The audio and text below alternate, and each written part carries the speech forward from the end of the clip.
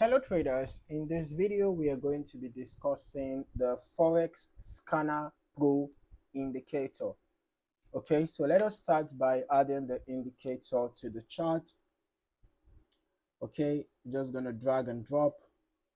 Ensure that the allow DLL imports box is checked. Okay, now here we go. This is how the indicator looks like. All right, it's a pretty straightforward indicator. As you can see, it helps us to analyze the trend, the current trend. All right, helps us to identify the current trend, and you can see it gives us signal, right?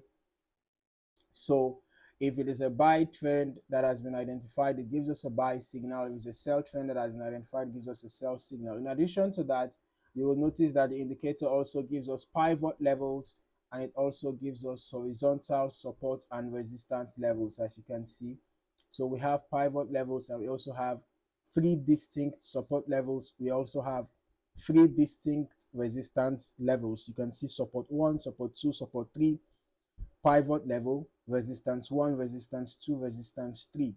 All right, in addition to those, we also see that the indicator gives us arrows to tell us when to buy and when to sell. In addition to the pop-up alert, of course, you would see that we have a downward red arrow telling us to sell during this bearish trend. All right, so you have to pay attention to the current trend, and then you can pay attention to the support and resistance levels being given by the indicator. And don't forget to always confirm your signals before executing the trade. So you will see that the upward green arrow gives us buy signal, while the downward red arrow gives us sell signal. Okay, now if you found any value in this video, don't forget to like, subscribe, and turn on your notifications so that you don't miss out on more valuable trading content. In the meantime, thank you for watching. I look forward to seeing you in the next video. Happy trading.